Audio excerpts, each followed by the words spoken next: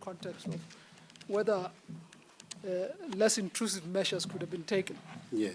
But perhaps what I wanted to do before I could go to the legal position, what the law provides in regard to the approach that you would have to take in the matter, we would first have to start with the case as pleaded. If you look at page 18,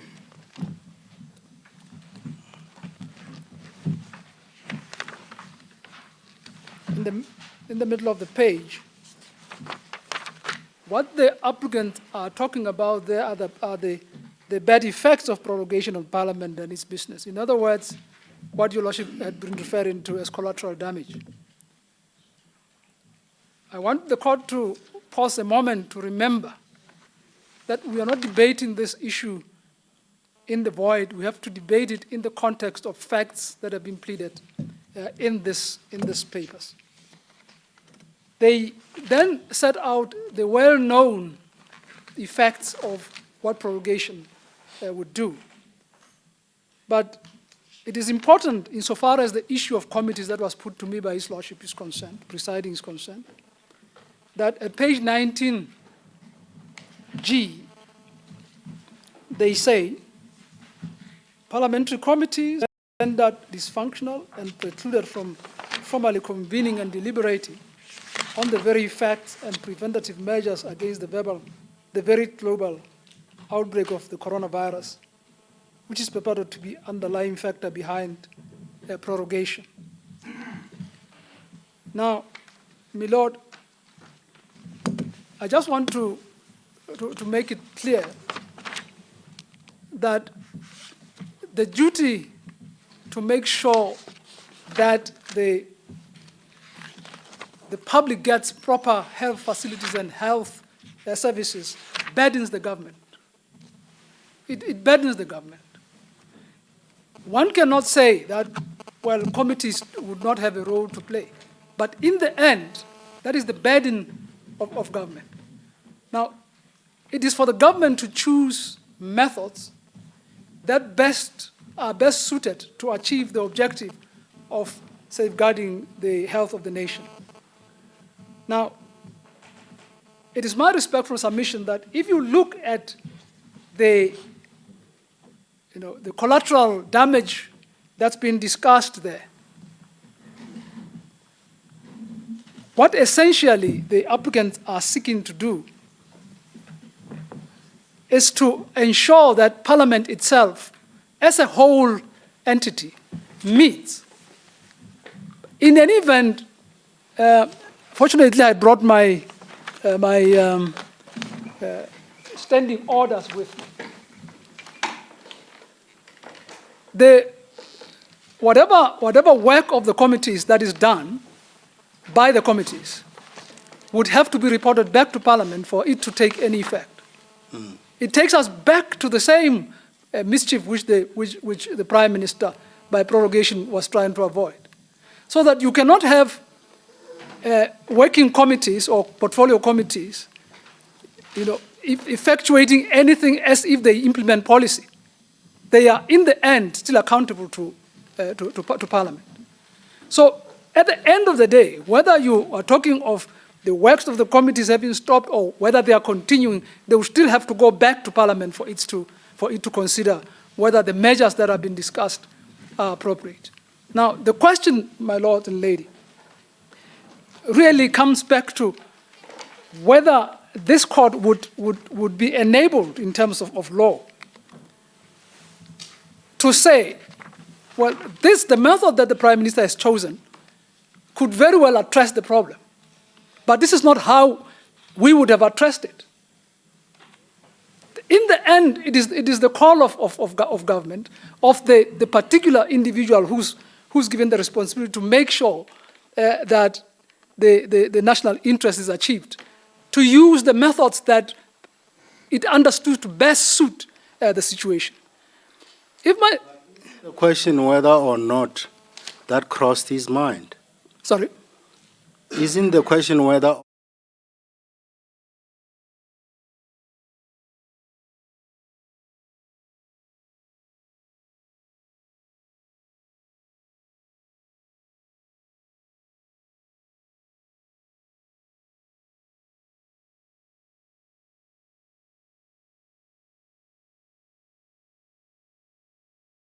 in other words, the other arms of the state should also be given space and opportunity to grapple with the methods as to how they are going to fight coronavirus.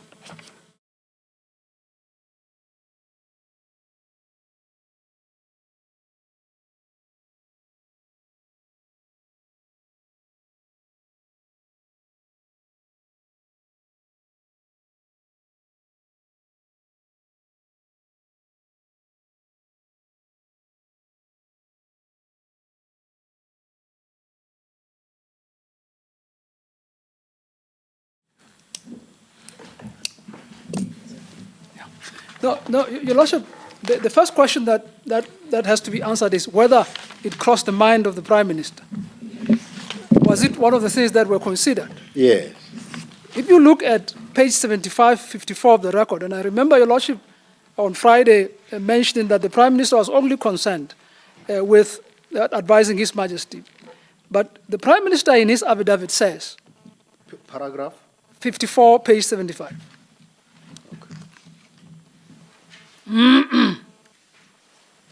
In dealing with the deleterious effects that prorogation would have had. He says, I've considered the effects of prorogation and other matters incidental thereto. I've also considered that the threat to the life of the nation posed by the coronavirus.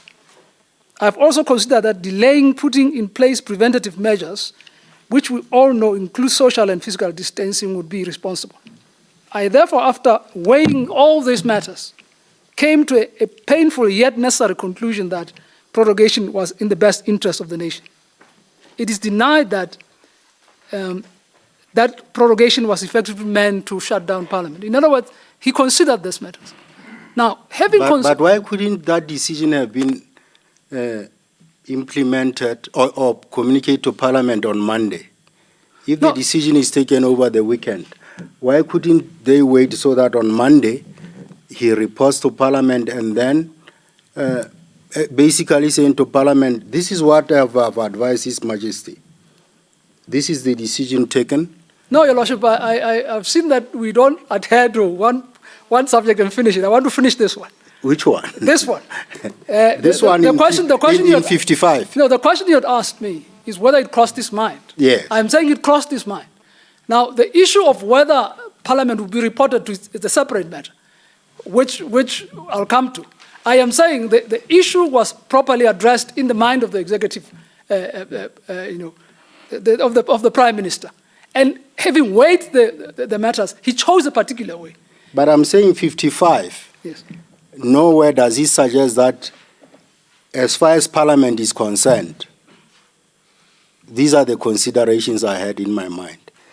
It seems the way it's structured 55 is such that he was concerned with the allegation that he was running away from a vote of no confidence in Parliament. It seems that's the context in which 55 is crafted. But then he answers that by saying no.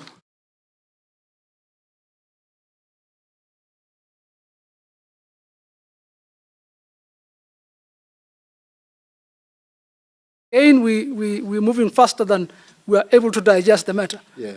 Your Lordship was asking about whether the Prime Minister took into consideration the deleterious effects of prorogation. Yes. And those deleterious on effects... Parliament. On Parliament. Yes, and those deleterious effects on prorogation are dealt with in paragraph 516 onwards from pages 18 to 19. And this is where the question of committees that His Lordship raised is concerned. Maybe I'm reading the wrong paragraph.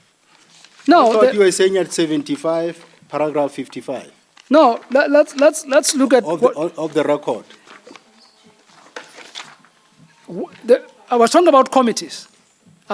Committees are dealt with at page 19, paragraph 516G. Okay, we are not at Idem then. No, we are not. Page 18. Yes, my lord. It starts at page 18.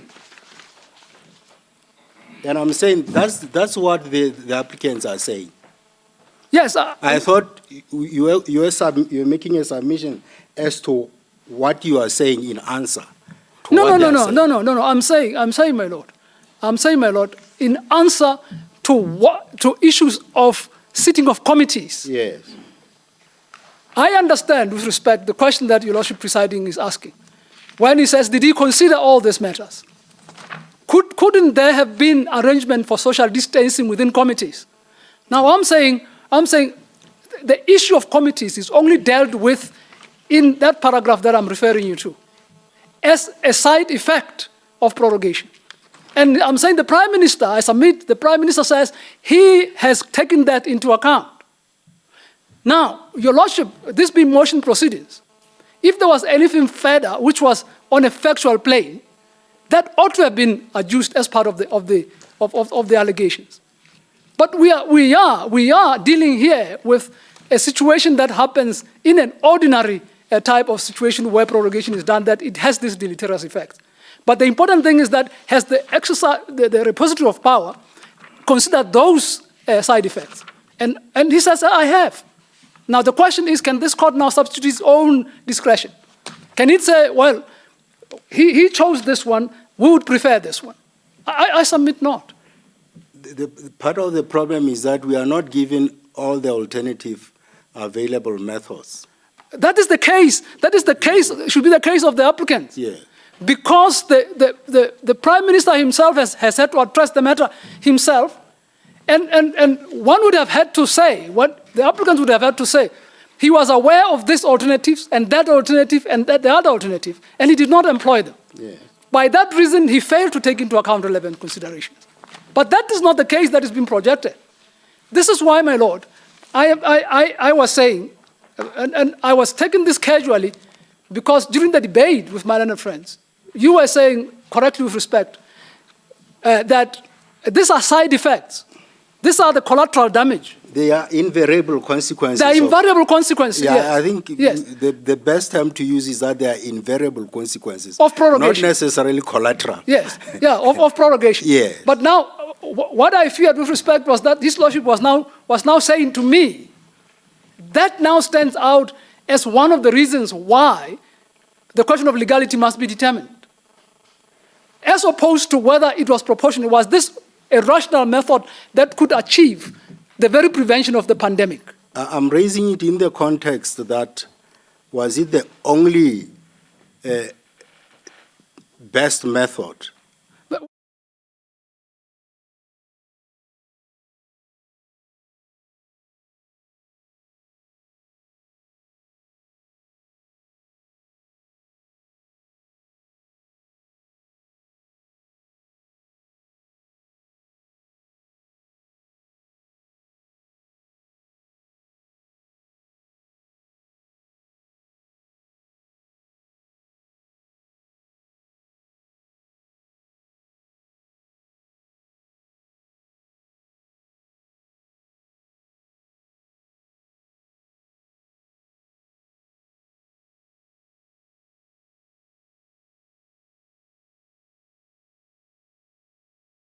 That Parliament never prorogues itself. Yes.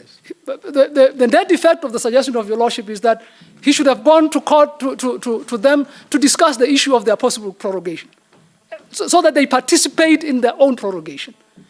But that is the function of the First Minister, where he has satisfied himself that there's a danger that might be generated as a result of the continuance of the session.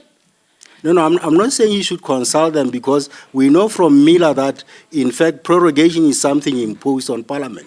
No, my lord. There are no negotiations with Parliament. It just comes like that, like something out of the sky. Just it hits Parliament, then it shuts down. I accept. There's no room for negotiation. But I'm saying, in exercising constitutional powers for purposes of rationality, because we have to consider proportionality, did the Prime Minister, among other considerations, factor that in that, what Parliament could do is perhaps to adjourn sine die, for example, or sit in committees? You see, my lord. Because sine die, 120 of them, if it was postponed sine die, it would mean they would not be convening, contrary to the 50-person rule in the regulations. That, with respect, becomes cosmetic. It becomes cosmetic in the sense that, in the end, what has to be prevented is the meeting of the other. But the functionary... That prevention of them assembling is for their own benefit. It's not for the benefit of the Prime Minister. So that...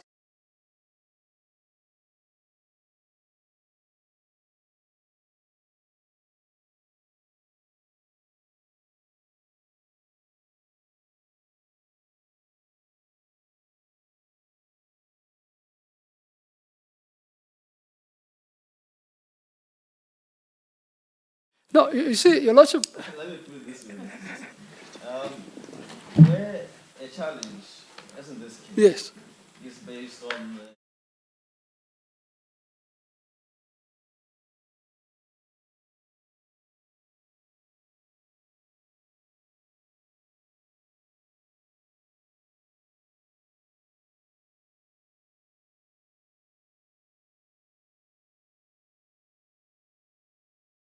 when it is not the question of the interrogation of the issue of violation of fundamental rights, it's a different matter.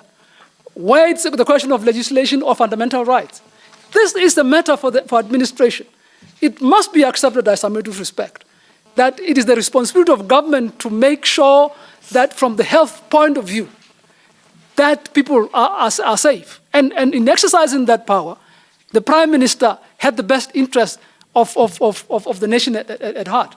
Now, and that we should accept.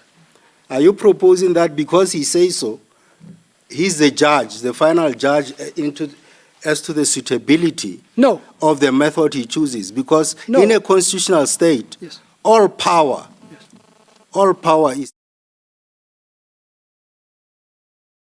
I'm not saying, you're putting it too broadly. Too broadly, oh, sorry. What I'm saying is, you must give him the sort of latitude and understanding.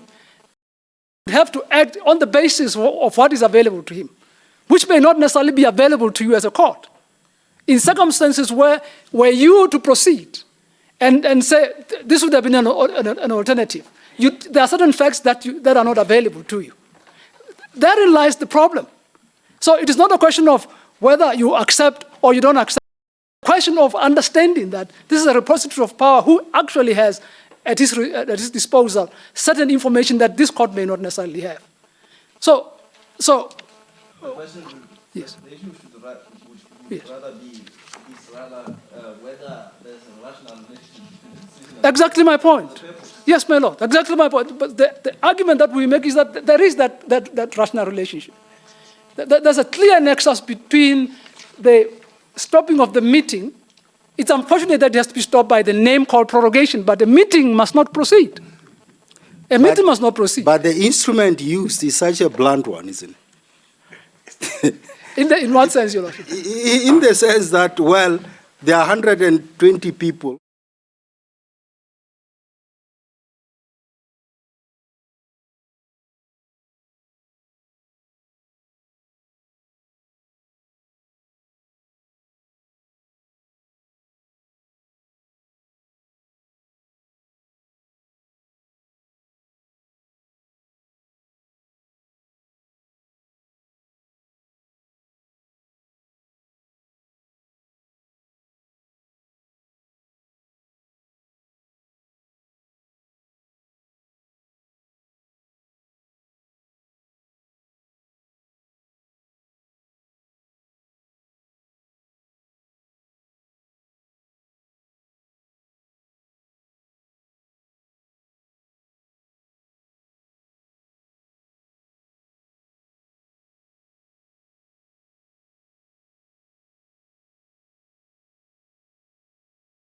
Because in Britain, you see, Parliament is sovereign. And I don't know whether you are aware that actually this power of prorogation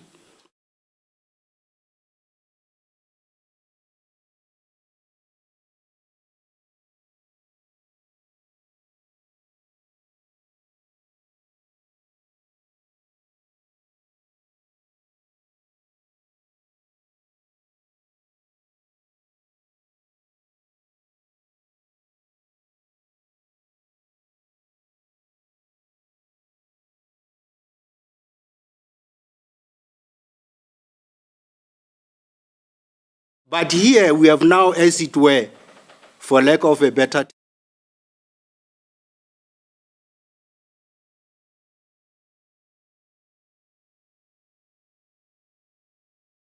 in accordance with advice.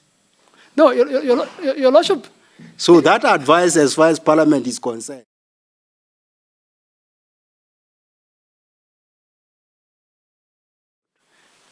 No, Your Lordship.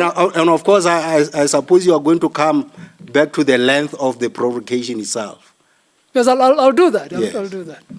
But I'll repeat the submission I made about the interaction between me and Your Lordship concerning the issue whether Parliament should have been asked. I want to emphasize that a decision maker deals with available evidence that's before him, including that which you may not necessarily have before this court. He may not necessarily, come here and said, well, I look at this option, I look at that option. He says, I've considered all these matters. But for the purposes of the necessary nexus that's required, for purposes of rationality, I've taken all those into account, but they were outweighed by the fact that there's a threat to the national interest. So in the end, in any event, Your Lordship's question goes back to how the functioning of committees works. The committees work and then report to the House. And then you would be required to say, what were the committees doing as at this time? Do you have any evidence on affidavit as to what work of the committees was interrupted? You don't have any evidence. On the pleadings? On the pleadings. From the applicant side? From the applicant side. You don't know what they were doing, what they were not doing, what they were through with, what they were not through with. You have not been given, the portfolio committee on health was doing this, the portfolio committee on this was doing that. All that you have been given is that these are the deleterious effects or the consequences of prorogation. So in other words, what the court would be doing, in essence, would be to say, ideally, the Prime Minister, you are wrong, because this is not an ideal situation.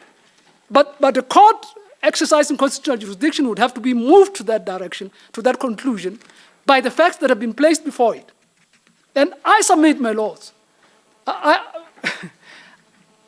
we have a very hazy. I don't object that the portfolio committee on health would have something to do with the coronavirus. I don't even know what it is in any event. So I'm put in a very difficult situation to understand what it is that they were going to do about that, because that is something that had to be put forward so that it is explained exactly what it means. Are they doing the work for government, or are they doing the work for Parliament? Are they going to assist government to do its work, or what? Now, but as a matter of constitutional law, are you saying this court cannot take judicial notice of the fact that Parliament sits in a plenary and also in committees? No, you can take that. Judicial notice. You can take judicial notice of that. Yes. But what I'm saying is, but you have to be told in evidence as to what was the state of business in the committees. If this turns upon the question of whether committees have been prevented from doing their work, we cannot just argue theoretically that in theory, the health committee would have something to do with coronavirus. So the point that I'm really driving home is that the Prime Minister would have considered matters that some of which are not available to you, that need not be available to you, that could have not been dealt with because they have not been raised frontally or that specifically in the pleadings. So it is my humble submission that, and I want to emphasize this, that it is primarily the duty of government to make sure that the health of the community, of the nation is safeguarded in an emergency. Your Lordship, you've referred me to the question of the time frame for the... Before you get there, Yes. do I understand you to be submitting that the power to prorogue is unlimited? We would not be before this court, I would be wrong. I come before you accepting your jurisdiction, but I say, in exercising your jurisdiction, you have to remember separation of powers. Yes. That there is a certain limit to which you can interfere with executive decisions which are taken in the context of things that may not be available to you. This is all that I'm saying. We don't contest that you would want to know. But I'm saying the court would not want to do that, to say, in theory, your decision, Prime Minister, is wrong. In theory. It has to be, in fact, what is put before you as evidence of what was proposed would be done by the committees. That the Prime Minister did not take into account. That is not before court. And I submit that you cannot do it on the basis of just theory. Now, I was saying, my Lord, the issue of time, if I can just go to it, because then it becomes important. Yeah. The issue of time. That is the length of time. The length of time, yes. Yeah. Now, let me just...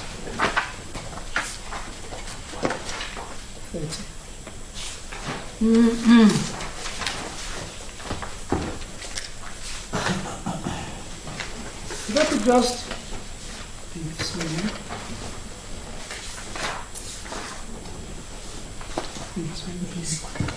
If you bear with me just a minute, 30.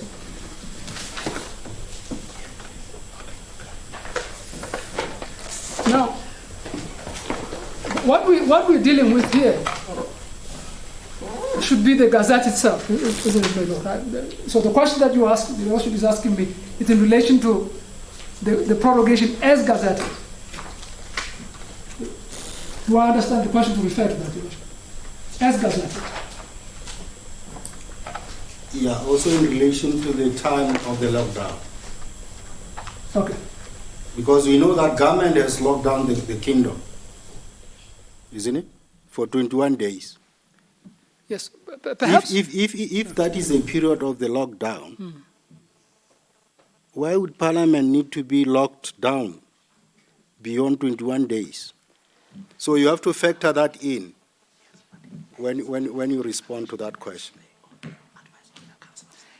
Your Lordship, let's go to the declaration. No, when the prorogation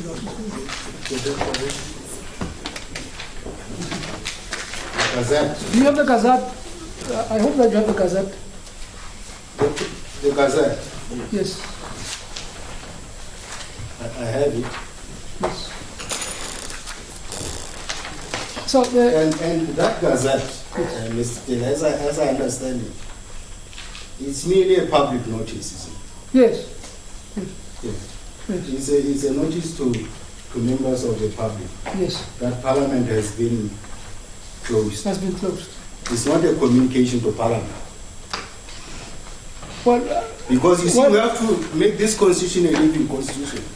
That in the context of prorogation, shouldn't we have something akin to some form of communication from the Prime Minister to the second arm of the government about its closure? No, the second... Instead of them seeing it in a gazette. No. You see, it takes us back to what we were... I'm merely saying, shouldn't we? No, we shouldn't. It's not the business of this court to do so with respect. No, I'm saying the Constitution, in order to make it a living document, yes, we have to, when we interpret all the provisions that are being referred to by both sides, yes, you see, we don't have to read it like it's a statute, is it? I agree. Yeah. I agree, but and that's the jurisprudence. That is correct. That this is not a mere statute. It is not a mere that statute. you are going to say this. Yes. In other words, we have to consider the interconnectedness of all the relevant provisions, 83, 91, the supremacy clause itself, even the requirements of the rule of law, whether a power would be unbounded constitutional. I don't want to be seen like I'm moving in circles, but if circles, I'm not saying you should go there. I'm merely saying you should also consider that when you make the submissions that you are making at this point in time. Yes, I'm answering. I'm responding to the issue or addressing the issue of the time, whether it should have been communicated otherwise done through a gazette. I go back, my lord. I said the standing orders which are made pursuant to the Constitution are very much part and parcel of the constitutional scheme of this country. Yes. Now, I have referred to this, and I insist that the Speaker of the National Assembly has an important role to play in relation to matters concerning the sitting of Parliament or the meetings of Parliament. We know from the standing orders, Standing Order 14 says that the meeting of Parliament shall be called by the Speaker after consultation with government. I submit, my lord, that from the point of view of lubricating the machinery of putting into effect the terms of the Constitution, that provision would operate. Now, we have a situation, as I said earlier, that you have a situation where the Speaker is not before you. Now, we have allegations of people who are saying, well, we were there on Monday and chased away by the police. Those are members. No, yes, they're members. When you say people, it's as if there are some people who are visitors. No. What is important because of the absence of official communication to the House. I did not mean to be pejorative. I only meant that the Speaker works through the clerk. Yeah. The clerk communicates matters to the members. Yeah. Now, I can assure your Lordship, with respect in my submission, that if members would not be called by telephone to be told that don't come because it would not be safe to do so, then we have not begun. Then they will meet there and then spread the problem for everyone. Yeah. Because in the end, the machinery for giving notice to members is there. The machinery for giving notice to members is there. If that machinery has been utilized to this maximum, it's another matter. But there is that machinery. And remembering, my lord, I should not leave that question without saying that, remembering that, in fact, that issue of being turned away at Parliament on a Monday following the prorogation, it's not part of the case that you have to deal with. What we have to deal with on the basis of the case put forward by the intervener is whether Parliament ought to have been given a report before the publication could be made. Yeah. So I am saying there is nothing wrong. There's nothing wrong when the Speaker would communicate the information to the members through the clerk as the standing orders provide. Now I come back to. It is common cause that this is not the case that is made before you, incidentally. That it's indefinite, merely because it's indefinite. So they are not saying we challenge this merely because it's indefinite. But what is important to consider is that this declaration is not made otherwise than which existing problem is capable of being assessed as to whether it's gone or not gone. Now, if the problem goes tomorrow, surely the prorogation would have to go with it. But because it's coextensive with the emergency or the problem that we're facing. I'll come back to yes. That is this prorogation coextensive with the lockdown? The only way it should be understood, to the extent that the foundation thereof is that it's related to the virus. Yes. It should be coextensive to the duration of the problem. So, but we know that it ends on, is it in June? What? The prorogation? No. From 20 March to 19 June. The one that I have says 20 March to 19 June. So that the prorogation will end on the 19th of June.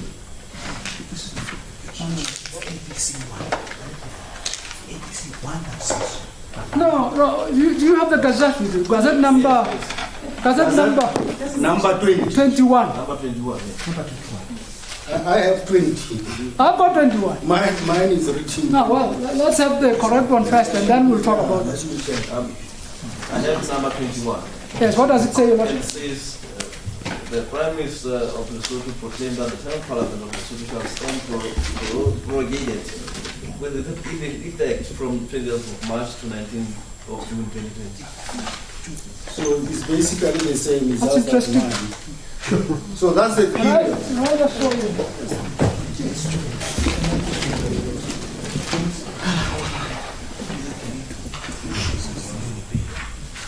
I'll work on the basis of that.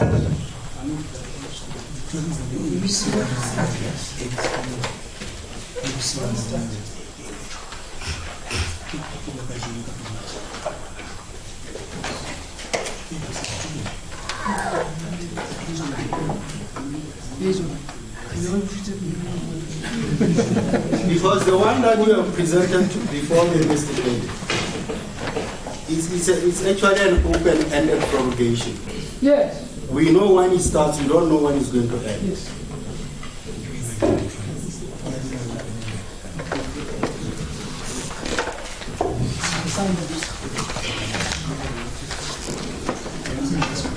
Look at the sign. Where's the sign document? Can I just compare here? Where's the sign document?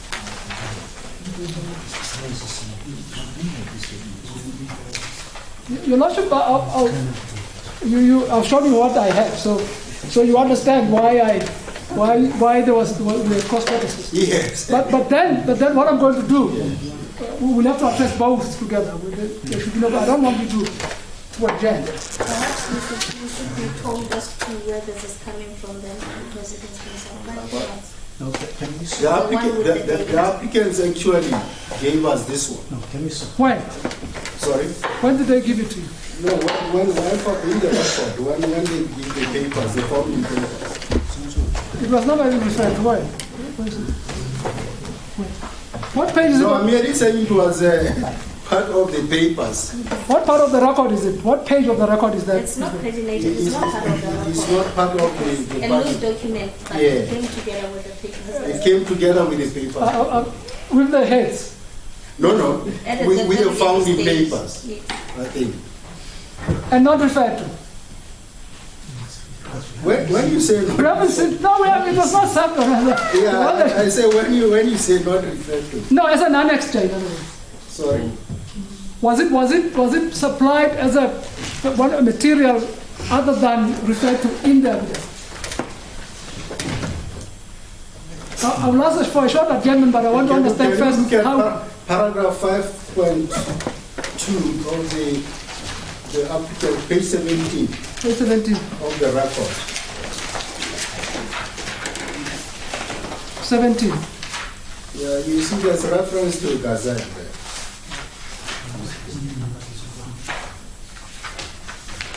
No, In the founding papers of the applicant. no, my lord and lady. Legal notice number 21 of 2020, you see that? Paragraph. 5.12, page 17 of the record. Okay, go. And it was annexed to the paper. What is the reference to it? No, I meant, was it then annexed to the founding papers? No, it wasn't. Okay. Yeah, maybe we So we talk about it, but the one that we have here is not this one of, is it 21? His Lordship, Justice Mukherjee had 21. Yes. But 21 read different from my 21. Yes. So something has to be wrong. So the two 21s are not the same. Yeah, the two 21s are not the same. So So we don't know then which is which. Yes, that will, Which 21 is the one that is with That- paper? could I think that you'll understand that I need just a short adjournment to find out what's going on. Because I'm prepared to address both, whether it's without 10 or in 10. It makes no difference for me, but let's just be sure what we're dealing with first. Mr. Putin, what did you want to say? Well, thank you, my lord. There's confusion there, you see. There is- Then The you are 21 assisting. the 21 we are referring to, my lord, is legal notice number 21 of 2020. Prorogation of Parliament notice 2020. It reads, pursuant to section 91, subsection 3 of the Constitution of Lesotho, 1993, I, Mutwahai Thomas Taban, Prime Minister of Lesotho, proclaim that the 10th Parliament of Lesotho shall stand prorogued with effect from 20th March to 19th June 2020. My Lord and my Lady, I must also indicate that No, that's the one that you have pleaded. that's the one who pleaded. Is it the one that you gave to us, or be it not marked? It is the one, my Lord. And to avoid confusion going forward, my Lord, allow me to say, it would appear here they have used the word prorogated. We don't have such a word in English. No, Mr. No, Mr. We are not concerned with English now. No, We are concerned with law, not English.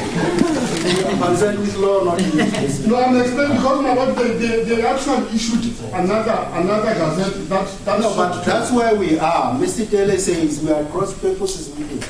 Because you gave me a notice which says prorogated. Yes, my Lord. Your own document says prorogated. But the same government issued another gazette. No, that's what I'm saying. What I'm saying is that we know that yours ends in June. Correct, my Lord. Now, Mr. Taylor says no. As far as he's aware, the prorogation is quite extensive With the with the lockdown, and that's where he was. Now he says, if the cross purpose is with him at that point, we need to adjourn so that the confusion is clear. as a court basis. Thank you.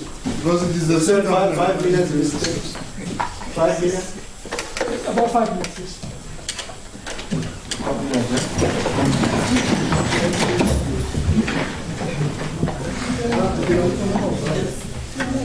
They are actually-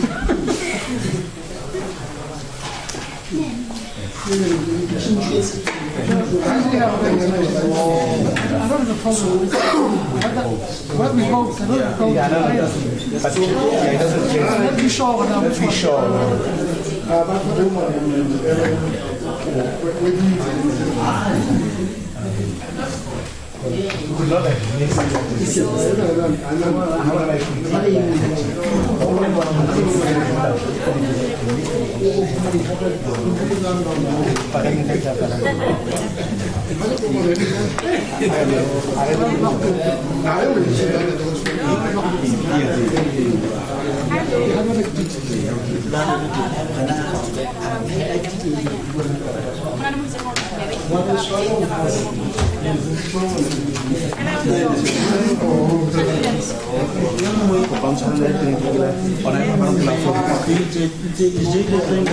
Oh, very nice, I know.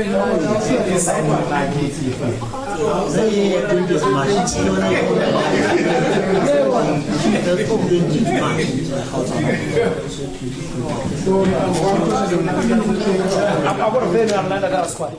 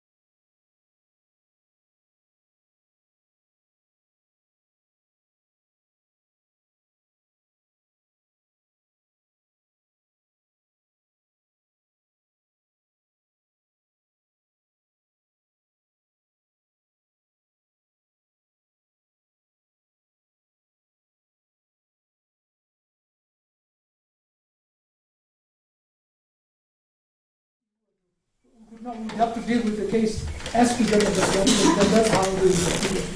So the correct one, we are told from the from Parliament, is the Parliamentary Council.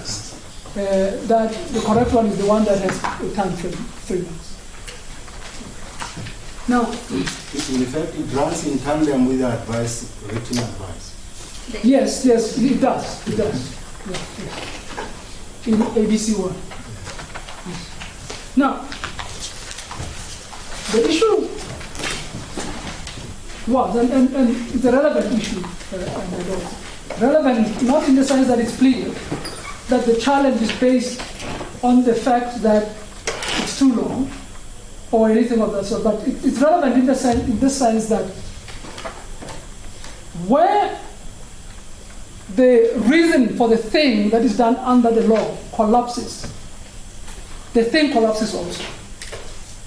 In other words, reason is the basis of any law or basis of any action.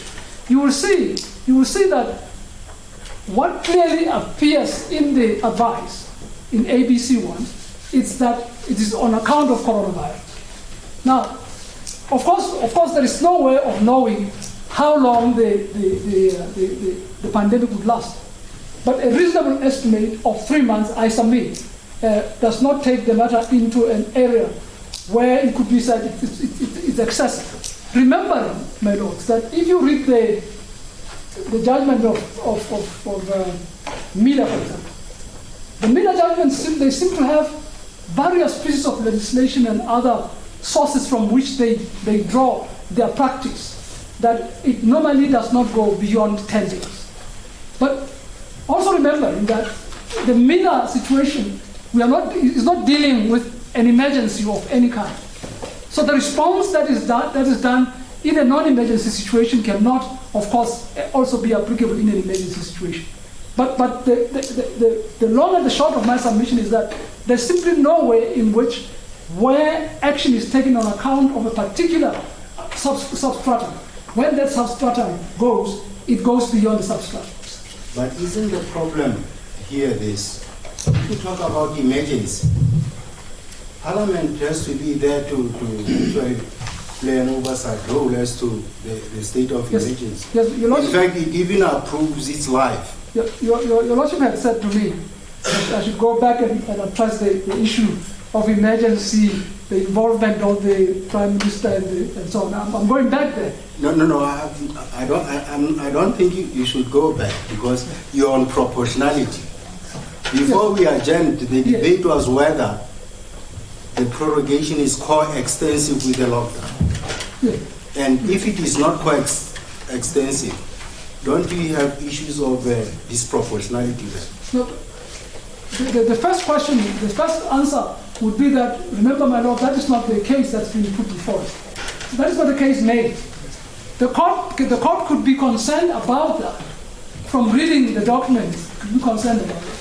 But there is in the notice of motion, it doesn't say, well, in the alternative, the length of time that this prorogation lasts, it's disproportionate to the threat that's been addressed. So I'm addressing this because I cannot refuse to answer questions when Your Lordship is concerned about them. Yeah. But that is not the case that you have to determine. That is not a case that has been advanced before you. It is important, it's a matter that you will consider, but it is not the case of the applicant. It is not. Now, but the bottom line, however, is that where there's a reason for action, and that reason falls away, the action must also fall, the consequences must also fall. That is the legal proposition, and a legal matter. Now, I submit, my lords, that in the circumstances where we are dealing with an evolving situation, and the Prime Minister had to deal with something, they themselves say in their papers, the issue of the coronavirus is not understood and well known. There have been people, for example, if I'm allowed just to digress, that who have been said to have been quarantined for 14 days, but in the event 21 days later, they showed signs. Yes. So it is my submission that the Prime Minister would have had to act on the basis of what is known to him or what is available to him. I submit, first, as I said, that it's not a case of the applicant. Second, it cannot be said to be so inordinately long in the context of the existing problem that it would in itself defeat the lawfulness of that Gazette. Mr. Taylor, just a little bit. Let's talk about the length of prorogation. Yes. Vis-a-vis the amendment by the applicants, that the motive for proroguing Parliament this long is questionable. Doesn't the length of prorogation, 3 months and 2 months beyond the national lockdown, really present a rather questionable case for prorogation? No. My Lord, what you would have first to consider is this. There are these motives, and the law is that motives are irrelevant. The Miller case says so. For example, the Makwanyane case says so. I know that my countrymen have come to a point where they think South Africans' jurisprudence is not correct. But if you read those judgments, you see that they are not just South African mere homegrown judgments. They draw inspiration from all over the world. They are well-researched and scholarly judgments. I know that people say South Africa is not a good jurisprudence to go for. I know the reason I won't say it. But the fact of the matter is when you motives are irrelevant. This is why in the Estes Makwanyane it was said, is it Makwanyane or Zuma? It was said, the mere fact that there's a bad motive for a prosecution does not make that prosecution a bad one. It is the law in England, it is the law in South Africa, it is the law elsewhere. It's just that I could go to cases in Canada. Incidentally, the issue of proportionality comes from Canada. If you look at the jurisprudence from Canada, from Oakes and the other judgments in Canada, you'll find proportionality there. But people are saying, well, this is a South African concept. It's not a South African concept, I'm sorry. People don't understand constitutional law. But the point is, my Lord. Sorry, but why in a case such as this one, an act of a functional is challenged on the basis of unreasonableness? Yes. Can the issue of an ulterior motive be an issue? No. My Lord. The true test, constitutional test, is one of rationality. The rationality test has got the potential to keep the separation of powers principle in check, so that you don't substitute your own. When you talk of reasonableness, you would be substituting your own decision for that of the executive. That is the problem. But when we know the end, yes. the end. Yes. We know what is the end, then we say, you propose to achieve this purpose. Yes. But yes. you see, the way you go about it, yes. isn't it problematic? Isn't it No. the basis of proportion? The philosophy behind proportionality is that the means should be proportionate with To the method and tailored specifically there, so that you don't have other collateral damage along the way. Yes. A surgical operation. I agree. I agree, but the point that I wanted to make was this: that His Lordship Justice Mukhesi's concern is about the allegations that are made relative to question of motive. Let's just for a moment accept that reasonableness and motives would be an issue. But remembering then that no, this is motion proceedings. These are motion proceedings, and those allegations have been contested. In other words, I'm not doing this for the reasons that you are projecting. I'm then doing this for reasons of saving lives. Now, you are now stuck with the dispute of fact. Now, the plus consequence pains rule then comes into operation. In the end, we back to where we began. But we should accept, for purposes of your case, that those are the reasons we want to save lives. Yes. Therefore, Parliament should be closed. Yes. So the interrogation. And then the lockdown, which is a measure towards saving lives, is shorter than prorogation. Hence, I think my brother is asking proportional. Is there a proportional relationship between prorogation itself and the means used to save life? No. Is it, There's a problem of practical logic. Shouldn't that be the inquiry? No. That your purpose is to achieve life. Yes. And you go about that by doing what? By looking down the kingdom No, with respect. for 21 days. No, with respect, there's a problem of undisputed middle here. Yes. We talk about lockdown, we talk about prorogation, then we talk about proportionality. That should not be the way it should be. What we should be talking about is, insofar as prorogation is concerned, is it rational? Is there a rational connection between the prorogation and the pandemic? Now, the lockdown, it's another device which is on the other part. I was going to come to a point where I was going to submit. But in any event, there will be a problem for this court to come to a decision that this is not a reasonable approach where there is no challenge to the lockdown itself. You see, the lockdown, it's a different machinery which has been, achieved under the process of Section 23, but I'll come before that time, before even Section 23 was involved. There was an issue of lockdown, so I'll go back to that. But I am saying these are two separate processes. You don't test one by the other.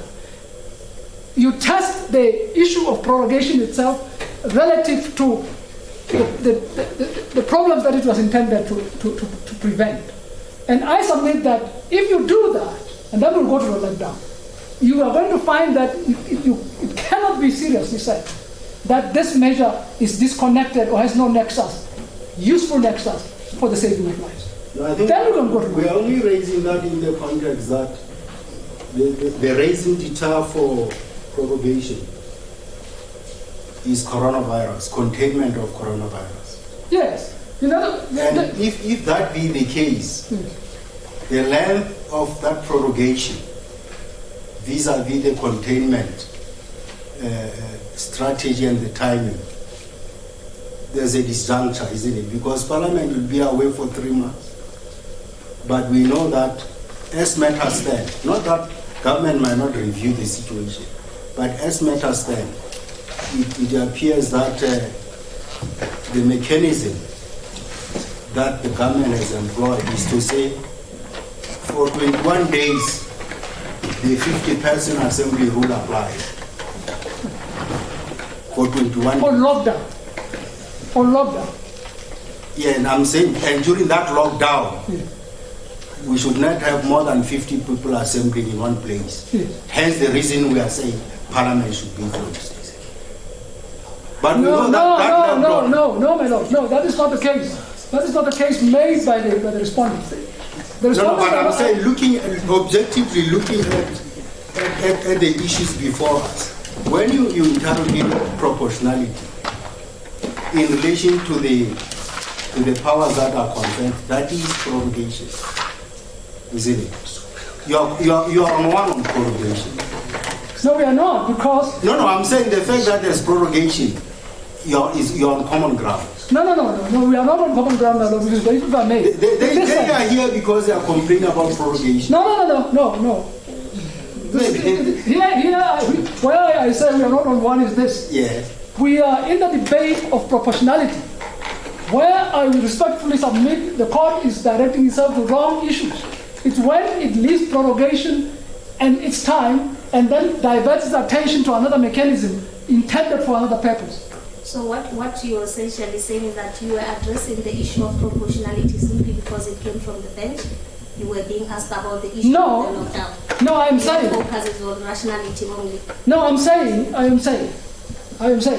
that when the issue of proportionality of the actions of the Prime Minister comes into question, and when it comes into question, insofar as the issue of time, I've already dealt with the reason. Insofar as the issue of time is concerned, you don't test its appropriateness or proportionate nature by looking at the mechanism of lockdown, because these lockdowns are extended from time to time. Incidentally, you're going to find a situation at some point where the lockdown might have to go beyond. But if the nation, or if anyone thinks that it doesn't make sense at all, they will go around and this nation will be exterminated. They will have to thank themselves for that. But the point I'm making is that when you deal with prorogation and proportionality, you deal with it and finish it. But then let's go, and then we can leave and go to the machinery of lockdown. What does the machinery of lockdown involve? And does it then negate the fact that prorogation could have been done for a period of 3 months in a rational basis? Sorry.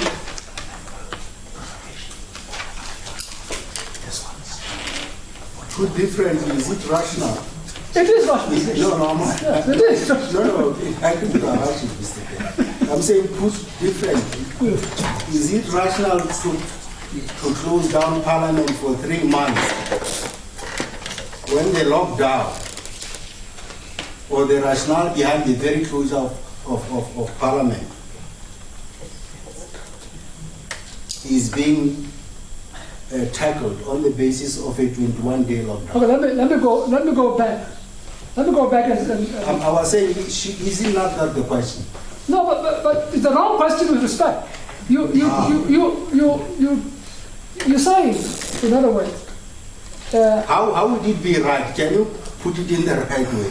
Which is No, the right question, maybe, yes. so that we can debate the right Yes, question. my submission is, when you deal with prorogation and its rationality, Yes. you look at what was available and what was considered at the time, and whether it served the rational purpose for the legislation that confers the powers.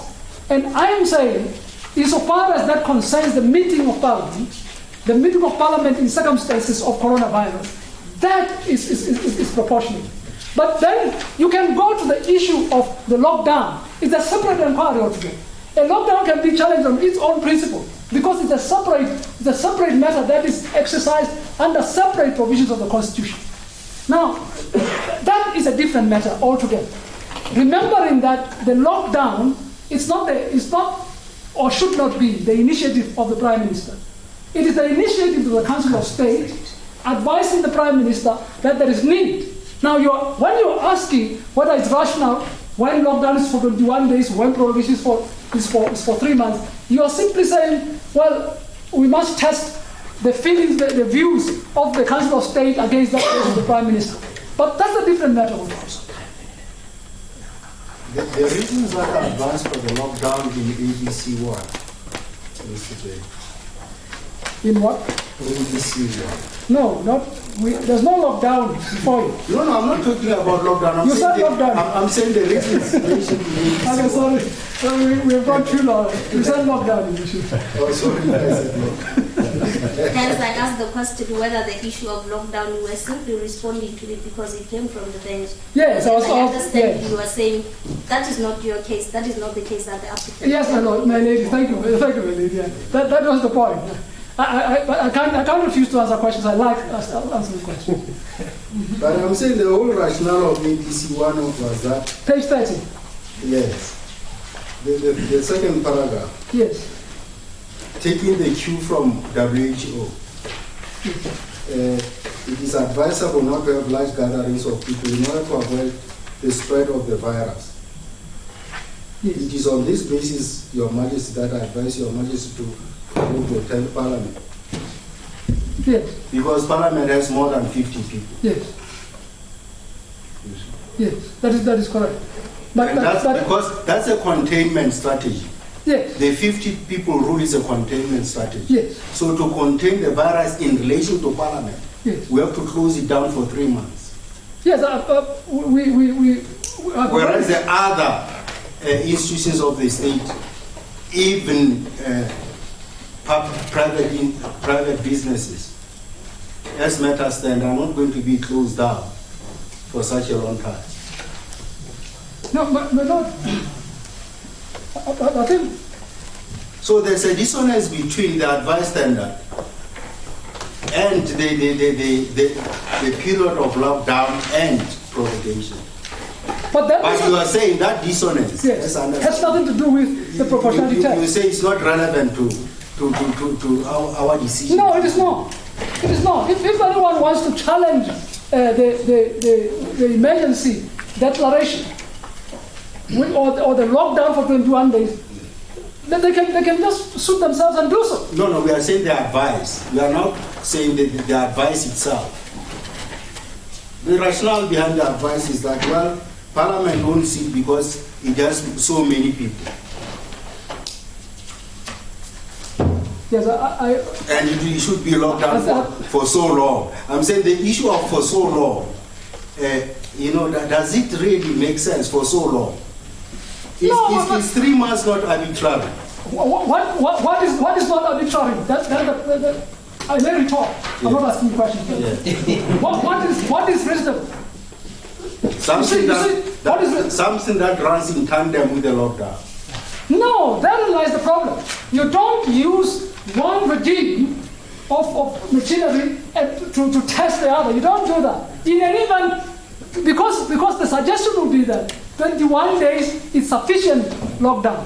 We may all be surprised to find that lockdown may have to be extended. Unfortunately, you won't give us the reasons why His Majesty failed to act.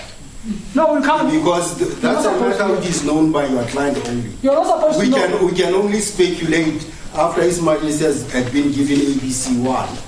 No. And reading the 50-person rule. Yes. What he made of. Yes, let's go back and say. Then we only have to resort back to 91.3. Yes. Now in 91.3 coming to Mr. Martin's case. Yes. Isn't your client, the Prime Minister, when he reports, isn't he supposed to report all the processes he went through, which actually compelled him or impelled him to invoke 91.3? Your Lordship, with respect, knows that I'm not the sort of person who evade questions. Yeah. I'm going to answer that question directly. Yeah. But that is not the right starting point. That is not the right starting point. The right starting point is understanding the interpretation of the section first. Let's understand what the section says. And then, once the section is understood, then we will go to those issues and interrogate. Is it in your heads? Sorry? Is the interpretation No, I don't have it in my head. Or is it in the affidavit? No, it is not in my head. These issues arose during the debate with my other friends. And they thought they were being given a leg up by your lordships when they were referred to them. So we now have to react to them because they never raised them anywhere. And remember that the intervening party raised it. No, I love it because they protest, but I know that was not their argument. Anyway, let me go to section 93, subsection 3. We must first of all understand what section 91.3 says as regards the timing of the reporting to Parliament. When does the Prime Minister report to Parliament?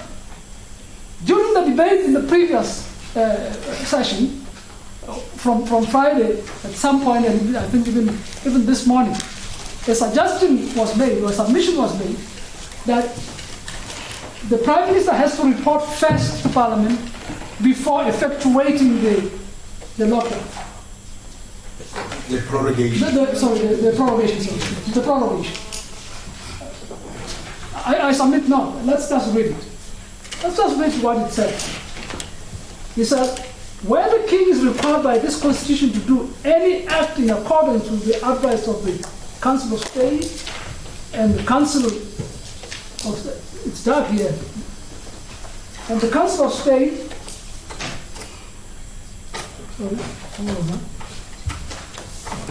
I'm reading the wrong one.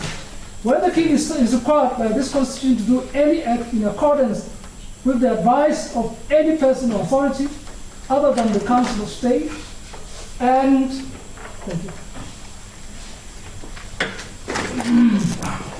and the Prime Minister is satisfied that the king has not done that act. The Prime Minister may inform the king that it is his intention, it is the intention of the Prime Minister to do that act himself after the expiration of a period to be specified by the Prime Minister. And if at the expiration of that period the king has not done that act, the Prime Minister may do that act himself. He does that act himself. And then goes, and shall, at the earliest opportunity thereafter, after doing the act himself, report the matter to Parliament, and may act, and the act so done by the Prime Minister shall be deemed to have been done by the King and be his act. Now, and then it is my humble submission that the simple language which establishes a sequence of events here is this. The King, the Prime Minister is satisfied that the King has not done the act after the time specified. Then he does the act himself. It is after he has done the act himself that he reports to Parliament. Now, did he give His Majesty that notice that, Honorable, Your Majesty, in the event that you fail to act as advised, I'll consider doing that, Your Lordship, which I advise you to do and which you are not doing or you're failing to do. Your Lordship, when these matters are talked of in terms of the Office of His Majesty, it becomes difficult to ingest them. But let me just make an analogy. The question that Your Lordship is asking is not permissible in terms of 91.5 and 1558. If it were a lawyer, well, he would not be asked the confidential consultations that he had with the client.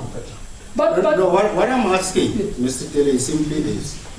According to the anisminic principle, yes, and as of course constitutionalized in the Duma matter, which is from Trinidad and Tobago, we have to treat this constitutional ouster clause like in accordance with the anisminic principle. Yes. In other words, we first have to find out whether the PM had jurisdiction. He satisfied the jurisdiction requirement. yes. See, that you see, in doing so. In other words, what you are saying, it is only protected to the extent that it's right in law. No. Is that not anisminic? No. What? That we still have to. It is correct. It is we correct. have to pierce the veil just to determine whether it accords with the law. That's all that we have to look at. No. You see, it is correct insofar as it does not violate the law. The advice. Yes, the advice. Which means but you would have to have prima facie evidence that has not happened. Before you operationalize that anisminic principle, you would have had to have prima facie evidence that there has been non-compliance therewith. And who has to take us in his or her confidence between the parties? No, but the Prime Minister, as regards that, the Prime Minister is actually taking you into his confidence to say, there were these matters, there were these consultations, I explored the matter with page 71 of the record. I'm also looking at the paragraph 36. Look at 40. Because it seems it starts there. The Prime Minister seems to suggest, he obliquely says, look, I am inquired from His Majesty. What is it? He says, no, not that one. I confirm, however, that His Majesty was duly given notice in terms of Section 83 yes. of the Constitution, yes. which is ABC1. Yes. And that the prerequisites of exercise of powers conferred on the Prime Minister in terms of 91 existed when I issued the proclamation. Yes.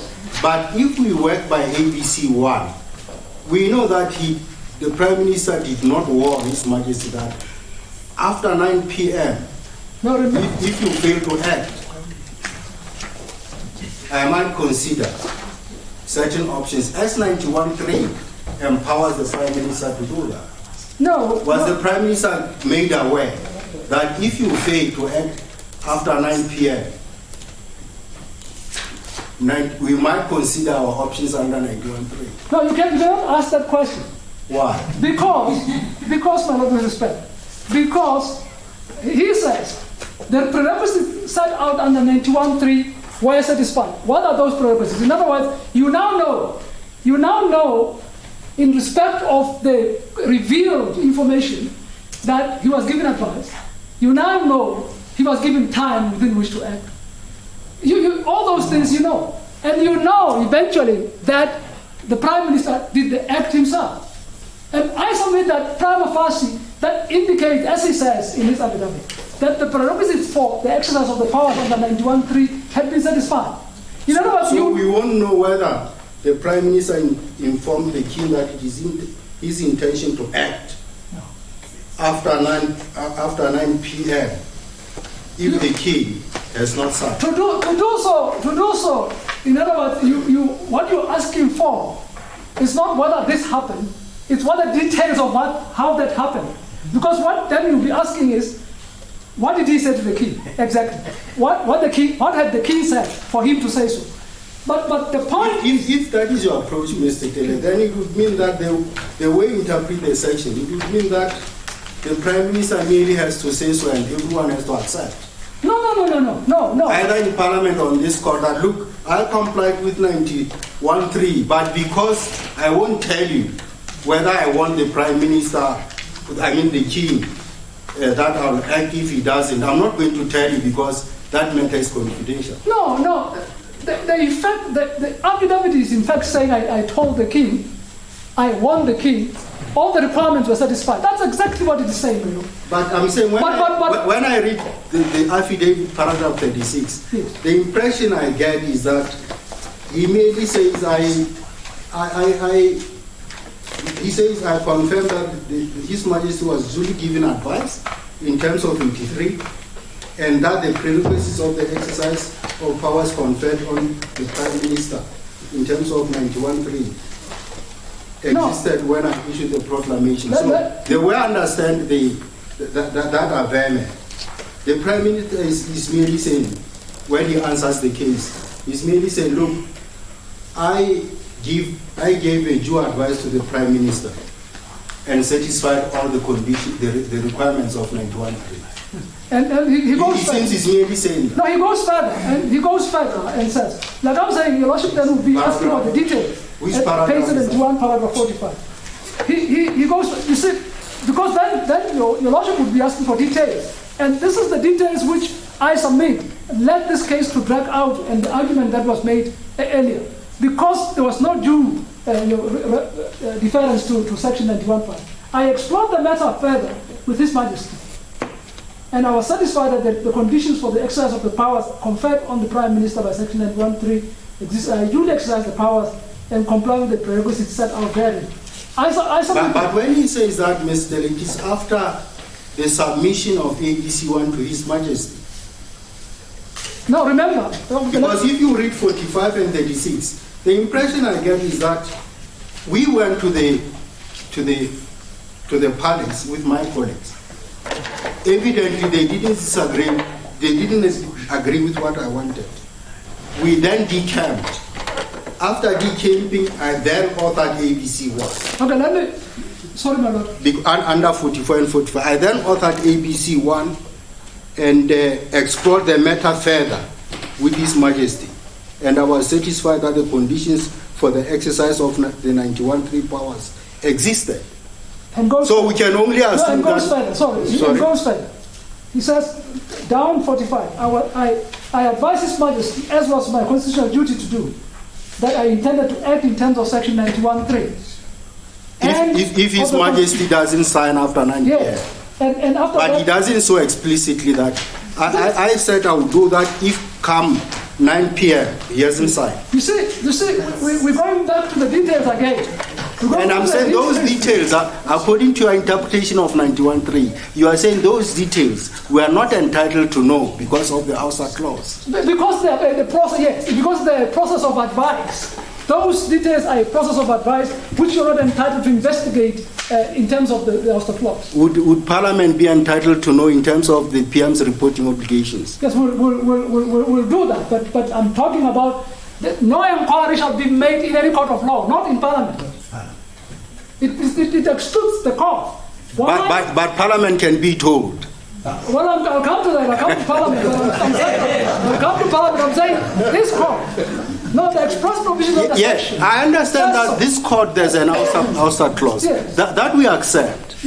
But it's not so absolute that we cannot pierce the veil and find out whether in fact there was conformity with the law. Conformity with the law. No, like I said, when you refer to the admissibility principle, Yes. I said you have first to establish a prima facie case indicating that there had been some prima facie unlawfulness involved. Then it triggers a situation where now the person who hides behind the clause would have to show that he satisfied the requirement. But I am saying, my lord, I am saying there is nothing that has been placed before you that would indicate, even prima facie, that there was anything wrong with the whole exercise, except for the fact that people were not politically satisfied.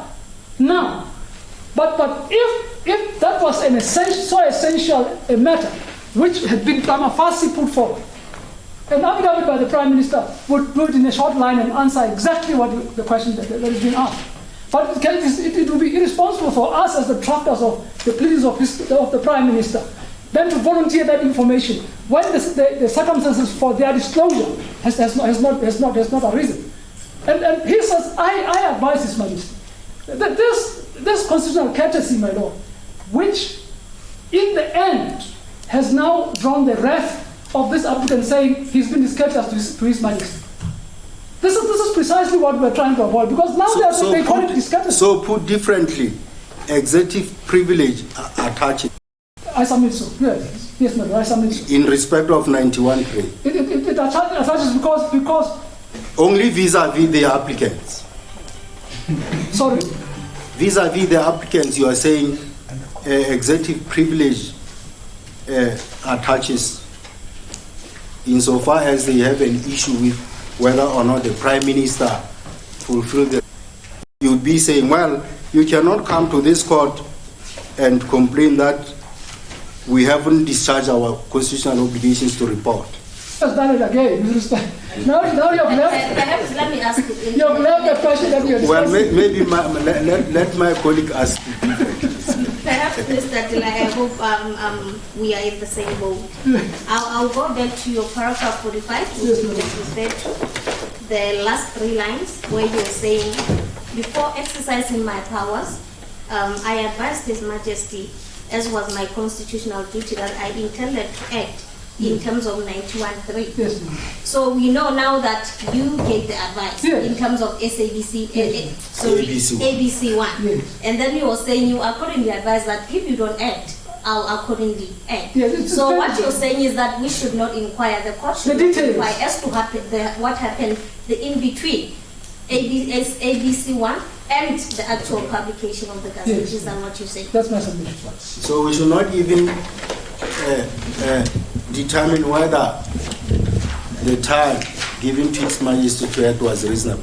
You're picking into something that you should not be picking into, because that's a process of advice. No, that's what I'm saying. But you are saying if the PF goes to the king and says, "I want you to sign now," you are saying that should not be a matter of concern for this court. Although the king has the right in the matter to warn and to advise, and in that context to temporize, actually. When faced with an issue like this, to say, well, this is a very weighty matter, I'll take my time. And maybe the PM is impatient to say no, but you can't take that time, because I don't want Parliament to be there on Monday. Your Lordship, it is a pain. I know a court is very inquisitive. Yeah. It's a painful thing for the court not to be told things. I understand where your Lordship is coming from. But there are things that you should not know, which the Constitution says that you should not know. Why? Because of the public nature of the proceedings that are before the court. In Parliament is going to discuss the matter in Parliament and will file a report. I haven't as yet looked at it and how reports are dealt with and so on, whether they would also be debated and so on. I do not know. I have not looked at that. So if I may summarize then your submission, Mr. Daly, you are saying as far as compliance with the requirements of 93 are concerned, we should look at ABC1. Anything additional that we need, we are disabled to get it. No, I'm not saying by virtue of 91.5. No, we should look at ABC1. Yes. And the fact that he says he advised His Majesty that he intended to act in terms of the 91.3, and that there was an action in terms of that Gazette, which was rather confusing, whether it's indefinite or definite. So you have the scenario. You have the scenario. It's not so difficult to infer what he's talking about or to understand what he's talking about. It's difficult because he doesn't give you the details. He doesn't say, I went to the king, and the king said, no, I'm not signing it. Or the king said, no, you haven't given me enough time. Which is what now you should not be hearing. Yeah, but the only reasonable inference to draw is that after 9 p.m., the king had refused to sign. Because otherwise, your client would not have invoked 91.3. Yes, that is correct. Whether or not the king, whether or not your client had given reasonable notice afterwards of invoking 91.3, you are saying that's the pain that we have to live with. No. Because we are not supposed to know that. No. The Prime Minister himself deals with this matter and says the question of time and so on and so forth depends on the exigency of the matter. I have looked at some constitutions, and I also looked at Tuvalu. I think the Tuvalu, my relevant introduced me to Tuvalu, and I was able to look at Tuvalu. Yeah. Tuvalu, for example, it's section, I don't remember which exactly. It says, I think you're given 14 days. But if circumstances are so urgent that a period less than 14 days can be given, then it will be the longest possible period to do so. So since ours is silent. No, I'm not saying so. I'm not saying. I'm saying. You have to have some form of standard against which to test matters that are done in private. You don't have that standard, it is not useful with respect to try and make a judgment based on the fact that things that are not open to scrutiny on an open basis should be dealt with on that basis. So our constitution is lacking in that respect. It is lacking in that respect. Comparatively speaking. It is lacking in that respect. We cannot give it life. Well, you see, in interpreting to say the Prime Minister, when he tenders, if he gives His Majesty notice to act, that notice should be a reasonable notice. And of course, everything will turn on the circumstances of the case. What is reasonable or not? Let me explain something. Let me put it this way, just so that I can.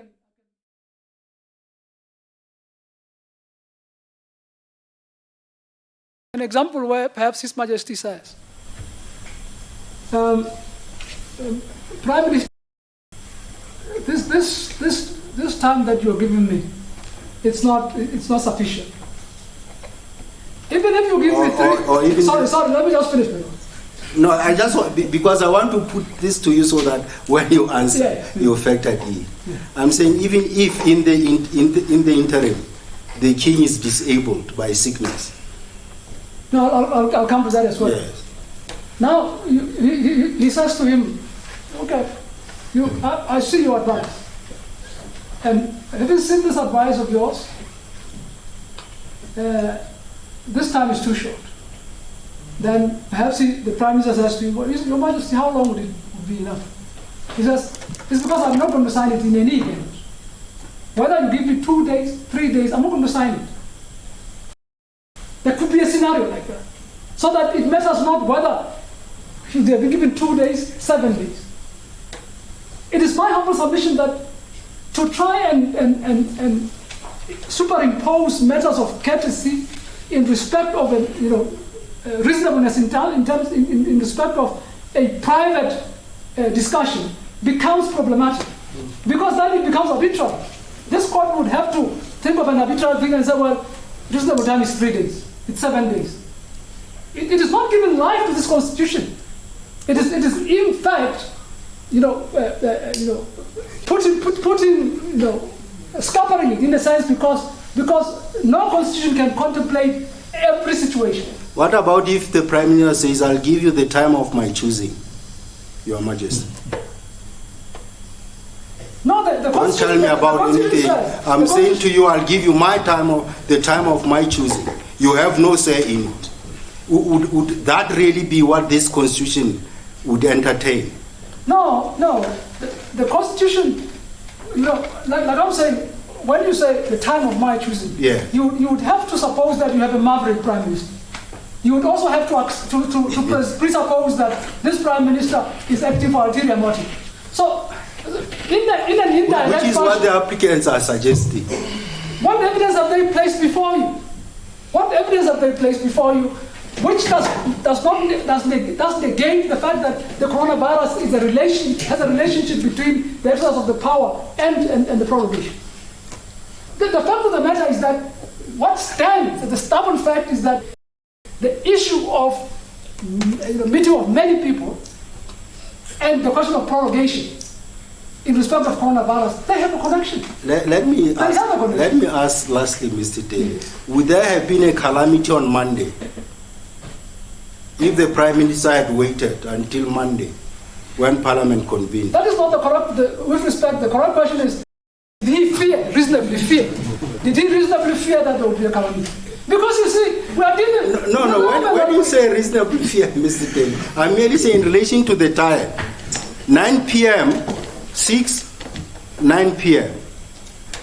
I'm saying, wouldn't the Prime Minister have said, after the King had failed to sign after 9 p.m., to say, well, I'm giving you notice, a period until Monday, Your Majesty. And if by Monday you haven't signed, I'm going to invoke my Section 91(3) powers. And I come back to the same question. I retort again. Why until Monday? What's the difference between that time when he said so and Monday? But why not? Would the calamity have fallen between then and Monday? Is that the question? But the point is... Because I think aren't we entitled to take judicial notice that up so far there's no victim of coronavirus? No, you can't. You can't do that. You can't do that. You will not do that. No, I'm saying between that time and Monday. No, actually, there was no case of. No, here's the problem, man. The problem that the government is facing, and all of us are facing. Yeah. I don't know what I'm effecting the LT guys I'm standing next to him now, because there is no nationwide testing. There are no facilities. There are no doctors. There's no staff. So all those have, they become arbitrary. All the times that have been, tried to be interposed as reasonable in relation to what the Prime Minister would do in relation to His Majesty will become arbitrary. But, my Lord, the issue of testing and the issue of resources has been covered fully by the Prime Minister. And it is my humble submission that he should not have been expected to wait beyond that. I've heard that in other countries the executive has been slow to take measures, and he did just the right thing, or at least that rationally is connected to the issue that he was trying to address. I wanted to pass on to the. I'm dealing with the Mr. Malati's matter. So I'm saying the question of reporting now to Parliament. It is my humble submission that, Your Lordship, that even though the Constitution is it's an instrument that must be approached differently from legislation, so respect must still have to be paid to the language that it uses.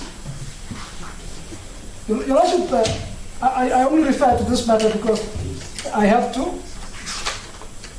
The case of Sukwati and others to the President of the Court of Appeal, or the President of the Court Martial and others. It's referred to in my hands of arguments, where the issue of the correct approach to the interpretation of the Constitution is concerned. The case echoes the same sentiments that we must not adhere to austerity of public legalism. But then at page 821,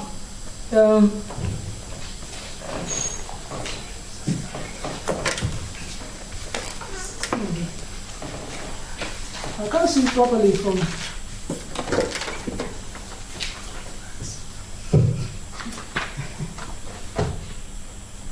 But Your Lordship already know what I'm talking about. So Yeah, no, the principle, isn't it? yeah, the principle, in fact, the principle that I wanted to refer to Yeah. is that the same case as, well, a constitution is a legal instrument.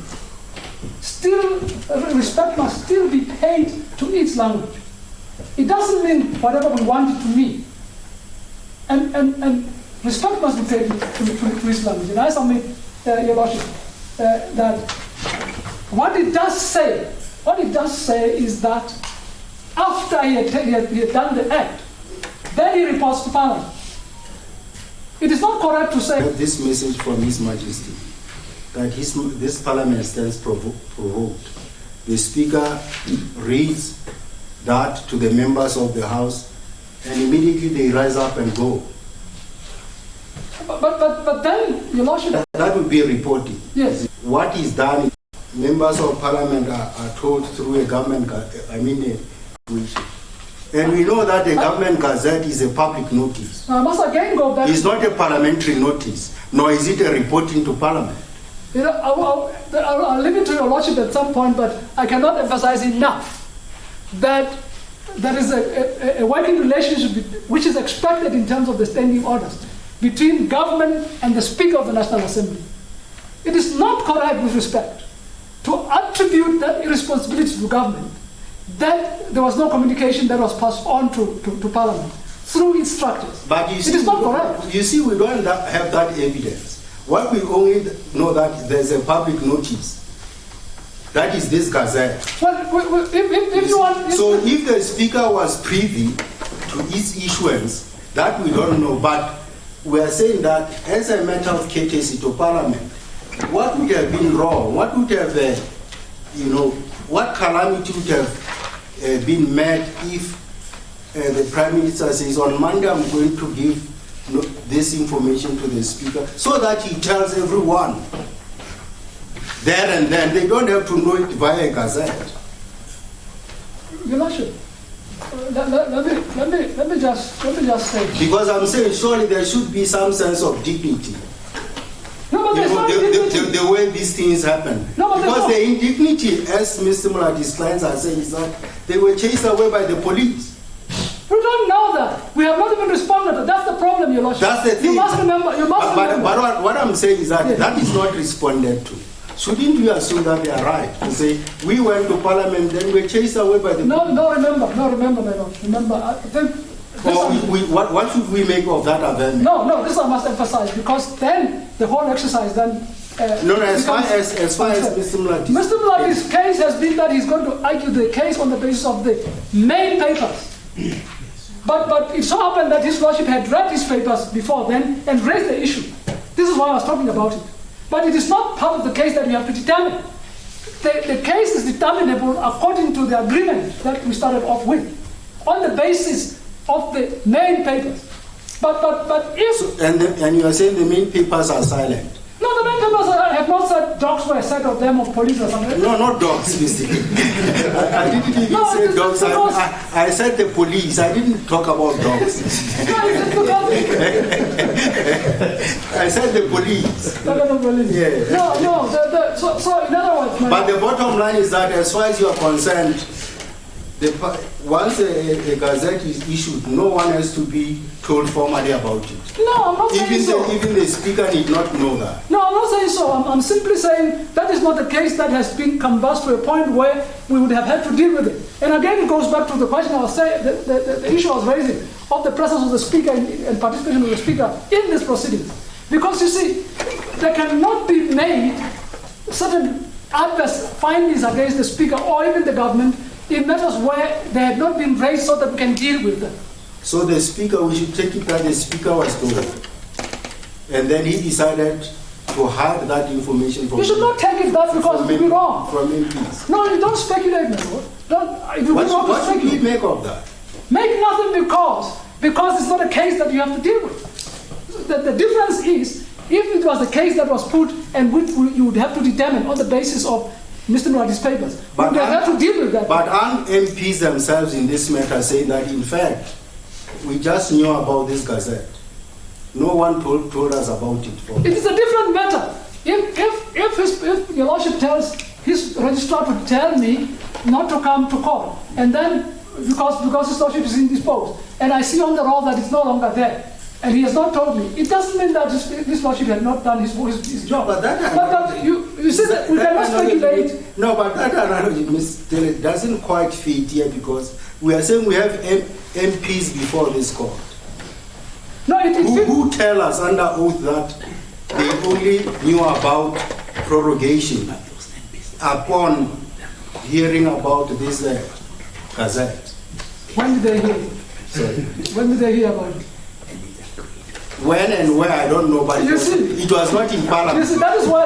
But it was not in Parliament. Did they know on Saturday? Did they know on Sunday? Did they know? You see, that's the problem. No, the because point is that they if didn't we- know it in Parliament. If we enter into the realm of speculation, that's where the problem will arise. But the point of the matter is, what I'm really on about here, my Lord, with respect, is that no negative or adverse influence can be made against the government or even the Speaker himself regarding whether that information was communicated, as between the government and himself, and as between the Speaker and the members. No, we can assume that as part of Parliament, which was not told, the Speaker didn't know. Why assume so? Because it can't be that it is only him who's told, not MPs. It wouldn't make sense. Why not? Otherwise, it would mean that the Prime No. Minister actually made a choice that I'll tell the Speaker, not MPs. Meetings of And Parliament. therefore, he hasn't reported No. in terms of 91.3. No, he'll report. He'll report. You see, that lies the problem. He's going to report. And He then still has an after June, obligation. is he going to report after June? As soon thereafter, then he'll report. But But that would be after June. and you see, Your Lordship, the difficulty I'm having with that is Yes. that it doesn't, the Constitution doesn't stipulate that it must be reported within a particular point in time. It would have been an easy matter for the Constitution to say he must report within 2 months, within a week, or within days. No, it gives us a standard. It says at the earliest opportunity. Yes, at the earliest opportunity, and that earliest then- opportunity will arise. And it will be after June. Yes, and there's nothing untoward about reporting. And he the cannot matter do of it the truth. earlier because he himself closed Parliament. Yes, and there's nothing wrong with that. There's simply nothing wrong with that. There's no illegality involved at all in that aspect. There's no illegality. If So that, Mr. If I may summarize the approach here, and perhaps make an analogy. yes, Prorogation is a key in the hands of the Prime Minister to hand it to His Majesty by way of advice for His Majesty to use it to close Parliament. And if His Majesty refuses to take that key, then the Prime Minister is going to use it in terms of 91.3. I just beg your pardon.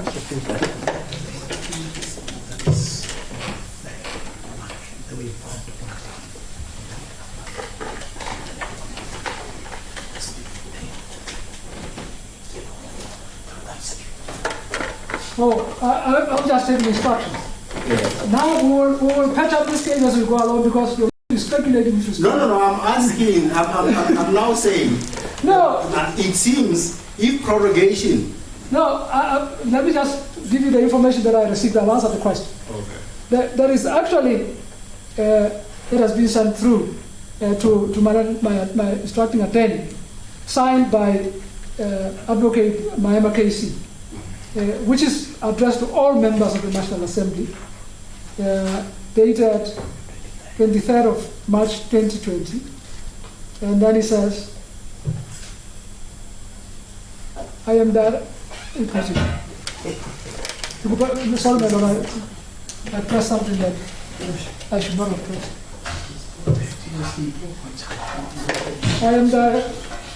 I am directed to inform you that the office of the Speaker of the National Assembly was today Monday, 23rd March 2020, received a copy of the legal notice. May I say something? We object. You need to know what is the purpose of this exercise. We are not privy to this document. We don't even know what the purpose of this is. And I agree with that. I agree with that. I agree with that. It's because I bring this because I'm being led to something that is not pleaded. But I cannot just refuse to give you information if you want it. But if they object to it, then it's very well. You see, it's because it's not the case that we have to decide. I agree with it. Yeah, but what I'm saying is that it seems the way in this kingdom that the prorogation is effected is by way of a gazette. You don't have to inform Parliament directly or indirectly. You just have to say, members of the public, we have closed the chamber where the people's representative assembled. I have already said that. I mean, as matters like, if that is the case in this kingdom, that's how things are done.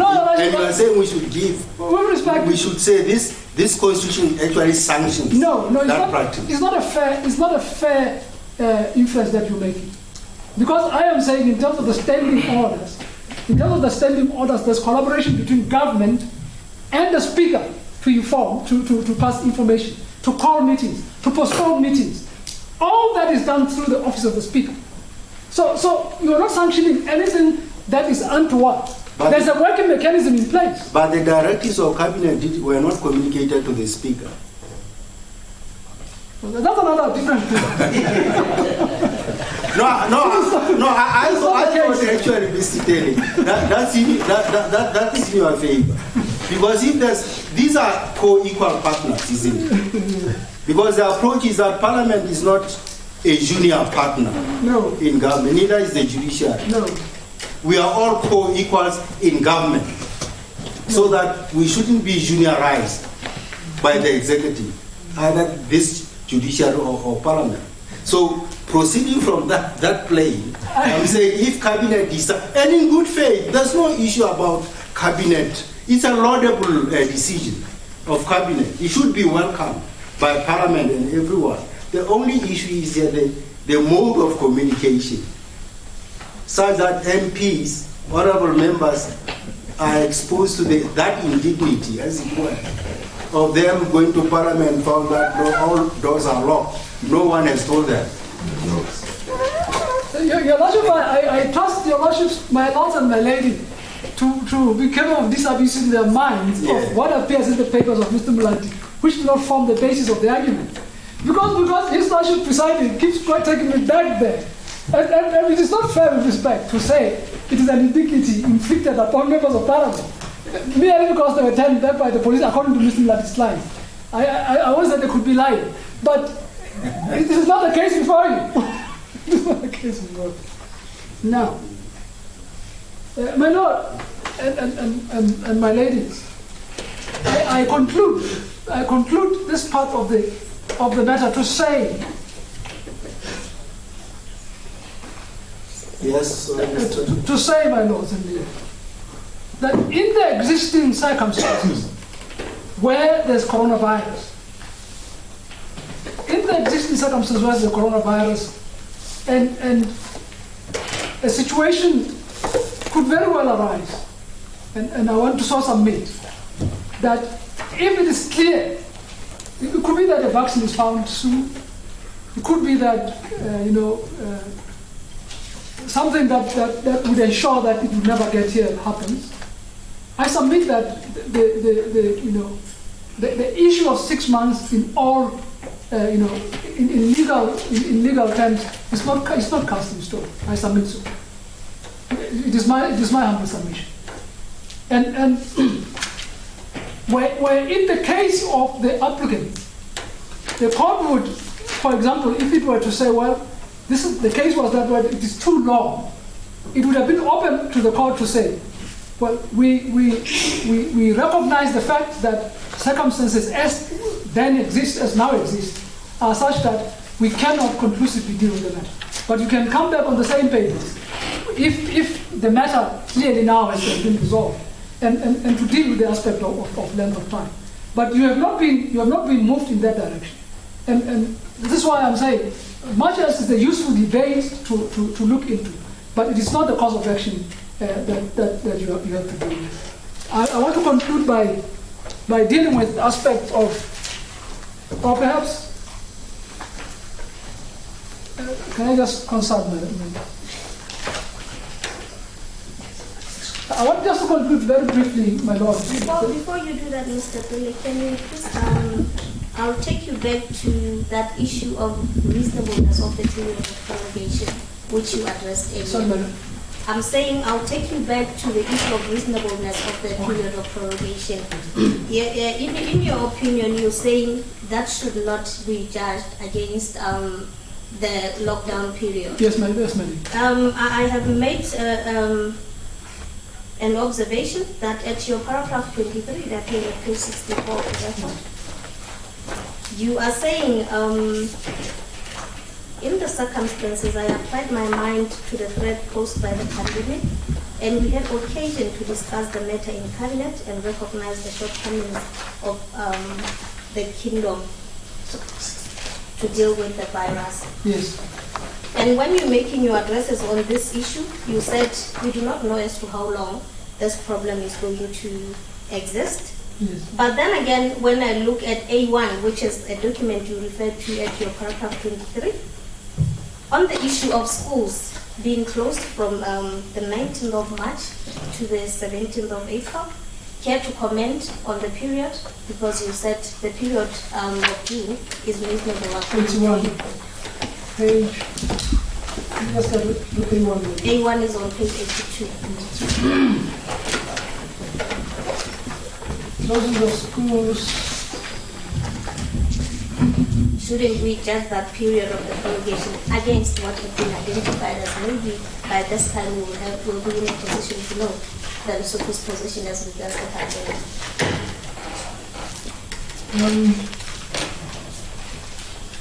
It says all schools from preschool level to tertiary institutions and other institutions of higher learning and TVT, I don't know what it is. Schools will be closed from 19 March to 17 April 2020. Reopening of schools will, however, be informed by the status of the epidemic. Government will provide meals to all disadvantaged. So your Lordship was saying, on the issue of the period, shouldn't we judge the period of the prorogation at least against what has been suggested in this document which you attached? Going to your issue of civil June is a reasonable time. No, Valerie, if you look at you look at the issue of schools and the issue of parliament, those I submit with respect pose different challenges. They pose different challenges in that with the schools as the qualification goes, this will depend on the status. Now, it ties in with what I'm saying, that insofar as prorogation is concerned, it is true that it's cast in 3 months. But unless the court rejects the proposition that if the substratum for the prorogation falls, then the period also must necessarily fall, the prorogation must also fall. Then it is my humble submission that there is nothing that, you can't use a yardstick. You can't use a yardstick that says this particular period is correct and this particular period is not correct. This is why, at least this period that you have here on the 19th of April 2020, it's subject to reconsideration. Yes. But you cannot keep on proroguing Parliament again and again and again. You cannot do that. So that the estimate that was worked on the basis of was that the 3 months would hopefully be sufficient. Now, that poses a different challenge in relation to schools. The schools are different because you can from time to time, postpone. You may proceed to I had wanted to just, if other friends will be responding, I probably should then finish tomorrow morning. I should conclude my address tomorrow morning at 5 o'clock, if it's convenient to the court.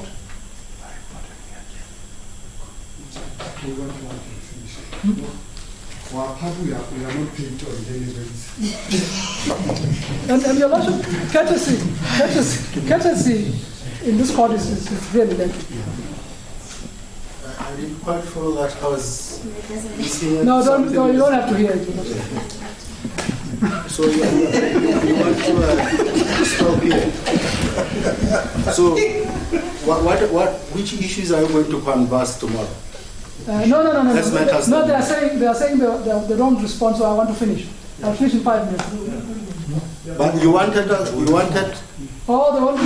me to find out from your learned colleagues whether they are minded to respond. Yes. After you have finished now. Yes, and they said they would want to do so. And I'm not use respect. Okay. I should not be exposed to the vagaries of the law. Remember, when we started, you projected 1:30. Well, I No, let me just finish. I'm not blaming you. But the time that you have taken actually speaks to the weightiness of the matters in this case. Yes. So it would only be fair that they should be given that opportunity to respond to the legal issues that you raised. I want to conclude tomorrow. So it's only fair that you conclude tomorrow. Yes. Is that in order, gentlemen? Well, we were going to make it out, at least for my part, Your Lordship. I have a challenge tomorrow. I have a very serious personal commitment to attend to. So I'm just going to make a humble request that at least if the detail is going to take 5 minutes, at least for my part, I won't need more than 5 minutes as well. Because there are only 2 points that I'm going to react to, most of which are in the heads. I don't know, I can't speak for my colleagues. But those are legal issues that you'll be raising. Precisely, most of which I have been reacted to in the heads. So I will project, at least speaking for myself, I don't know my colleagues, that worst case scenario in the next 15 minutes, if it's going to be 5 minutes, I will also be 5 minutes. I can't speak for my colleagues. No. So much so that if the proposal is that we come back tomorrow, for my part, it's going to be a bit of a challenge. My Lord, we'll come back on Wednesday because I'm going to open a matter which I can present in 5 minutes, but it's controversial, which Your Lordship is not going to allow me to sit down without answering questions. And I want to answer those questions. Yes. So let's, if it's not available tomorrow morning, then we can go to Wednesday.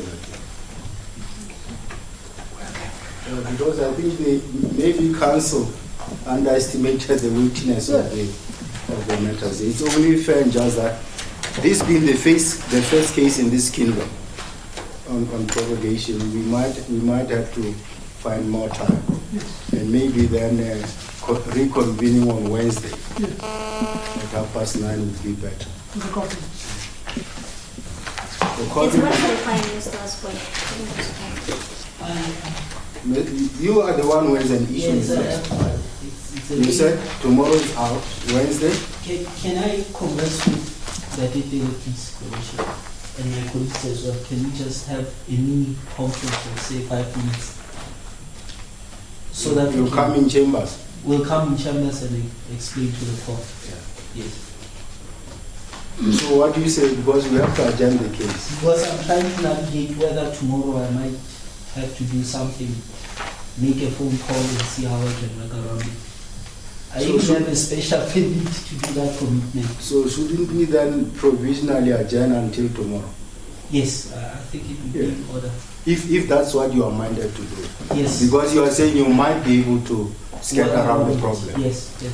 Because it will be better so that the arguments should be continued while they are fresh in our minds. Yes. And I hope I'm not becoming a nuisance. I was going to propose that perhaps if we could start at 9, I don't know, so that at least I could leave, say, between 1,200 hours and 1,100 hours if it's going to be possible. I don't know. Tomorrow. Yes. Could I ask you, the court that we postpone the matter to Wednesday? Yes.